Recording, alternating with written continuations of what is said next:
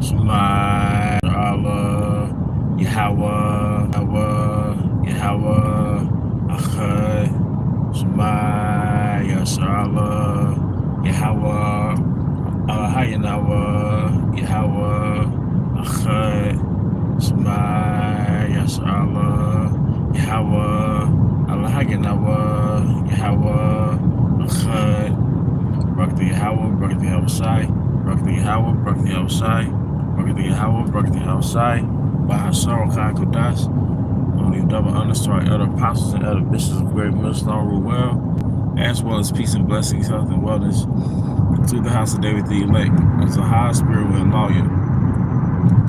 And today I want to go into a topic of endurance. Simply put, I just want to go into a topic of endurance. And shalom to you brothers and sisters who are tuning into this live stream, all right? And I want to go into this because, you know, in the race of endurance, all right, you have to prepare yourself to endure through long periods of time, man. Endurance is totally different from sprints. Okay, and it's a total different way of preparation. Okay, Shalom, elder. All right, but to endure is a whole different strategy, is a whole different set of rules. All right, than to be the fastest. All right, this is not a sprint run. Okay. And when it comes to endurance, you have to understand that endurance is not about perfection. All right, it's not about having a flawless victory. All right, but we're not going to have flawless victories, man. All right, but when you endure,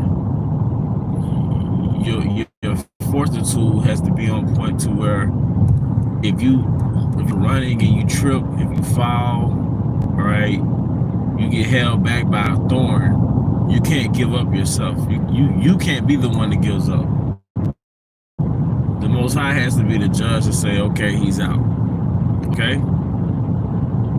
You cannot be the one that gives up. You cannot be the one to say, that's why the scripture says, blessed is he whose conscience has not condemned him. Roughly paraphrasing. And that's also why it says in 2nd Ezra, I believe it's the 14th chapter, you know, put down off the weak nature. Because endurance means that you endured. That's the goal objective, is to endure, that you completed it. All right, it's like a marathon, man. Brothers are in a marathon in the sense that if you quote unquote win by your participation and your completion. All right, you enter the race, you participating in it, you enter the race, Salak, and you participated in the race, and you completed the race. Right? And there was a set of obstacles placed before you. Okay? There was a set of hurdles. All right? This truth is more like an odyssey, man.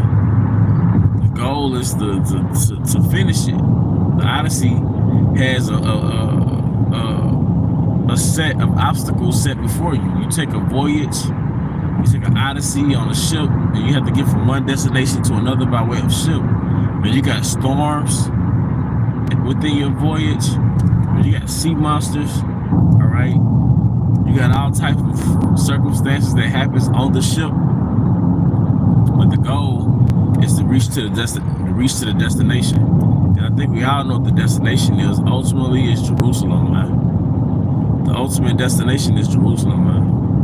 And I've noticed within this matrix, all right, within Babylon, all right, is that Satan can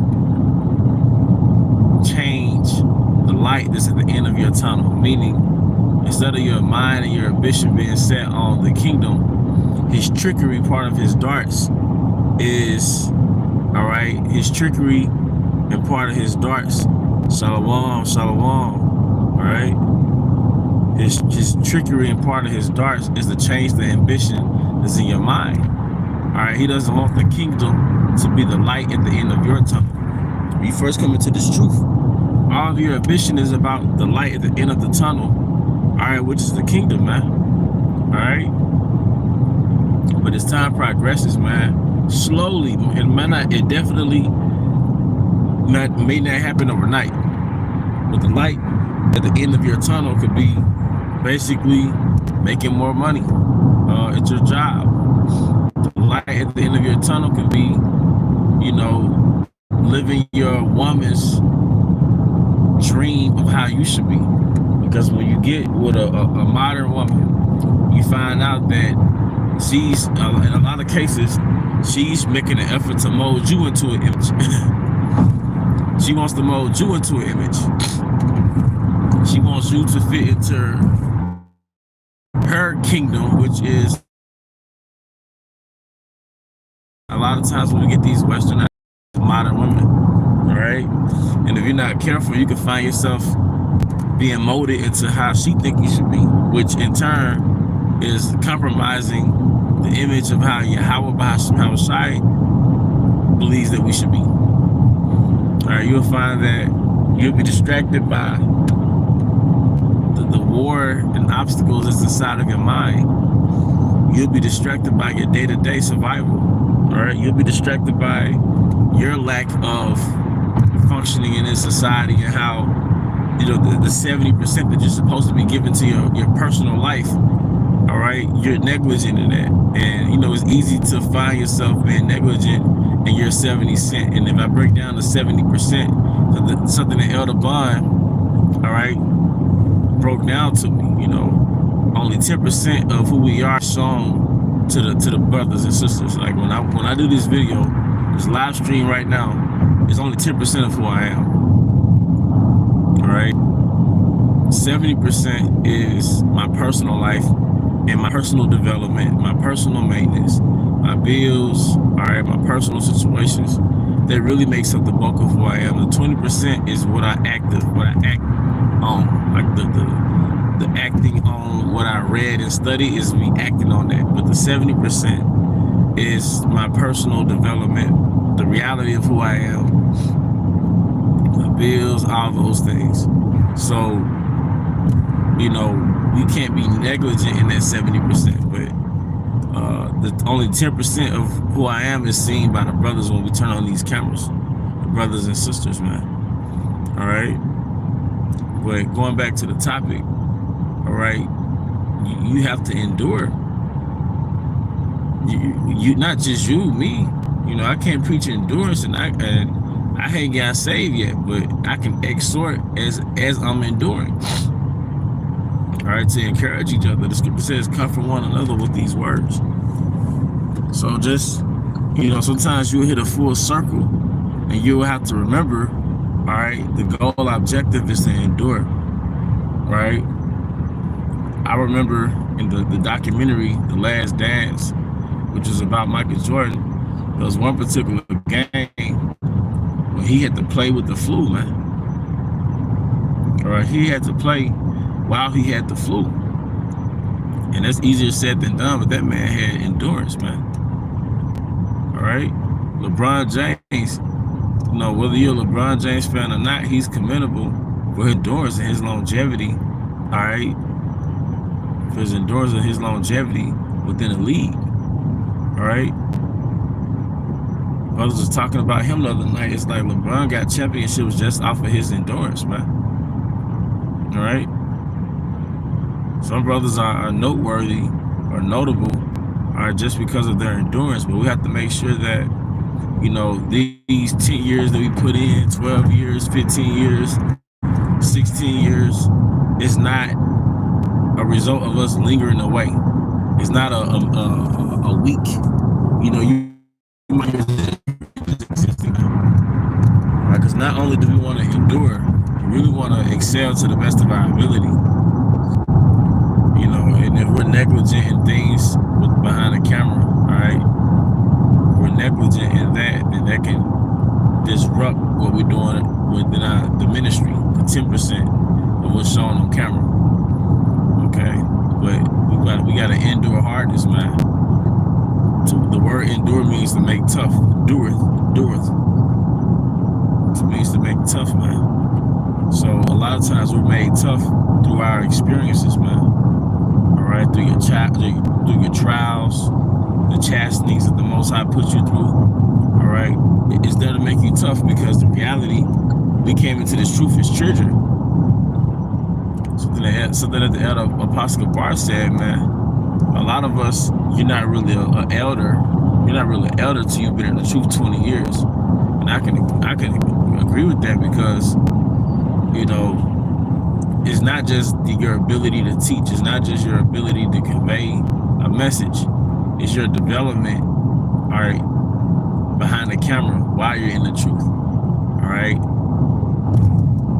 It's your development. So, I mean, I haven't been in the truth 20 years, but I can definitely see what he's saying, man. You know, a lot of us, we still have growing to do outside of teaching, all right? And teaching, you know? It might not be as prevalent, all right, to brothers and sisters. It might not be seen by the body, but we have a lot of parts of us that have to be developed, all right? And a lot of it has to do with the maintenance of our own existence and our discipline and our structure, or how we handle ourselves and conduct ourselves as men, as adults, okay? So that's why experience matters, because experience, for one, it can show you that who you are not. You might think that you're high and mighty in certain departments until you're actually in that situation and realize where you are as far as your development. All right, experience matters. You might, be hoorah, high and mighty. All right, breaking down scriptures when it comes to a woman, but when we're in a situation with a woman, we're finding out that we need some navigation in this thing, man. You're not as on point as you thought you were, man. All right, because we're children. In a lot of ways, we're children, and we have to develop, man. A lot of us didn't get certain experiences prior to coming to the truth. So we're getting those experiences in the truth, man. And to be honest, man, certain experiences that you get in the truth, from my opinion, it's harder. It's harder when you're getting it at an older age. It's harder getting it in the truth, man. Because you could be fucking green, man. All right? You can be fucking green, man. You have to learn all these things in the truth. You have to make mistakes that make you look incompetent, all right? Because you're getting these experiences in the truth, man. But the beauty of it is, all right, your endurance, man. The beauty of it is that it did not cause you to put down the plow, and the beauty of mistakes being made and being aware that you just don't have it in a lot of ways, all right? It keeps you humble, man.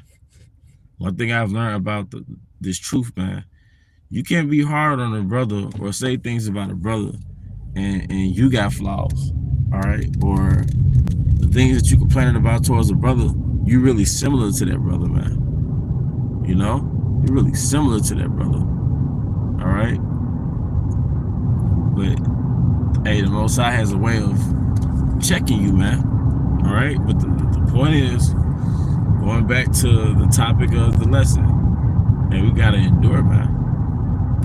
And you have to understand the nature of the game that you're in. That's why it says in James, the brother put out, GMS we got next, blessed is the man that endured temptation, all right? Because we have all types of temptations set before us, man. All right, your job comes with temptations. That's why so much petty shit going on your job. But it feels like sometimes your coworkers or the people around you got something personal against you, man. It's just spirits there to vex you, all right? That's why you have situations with your woman, man. All right, that's part of your temptation, man. All right?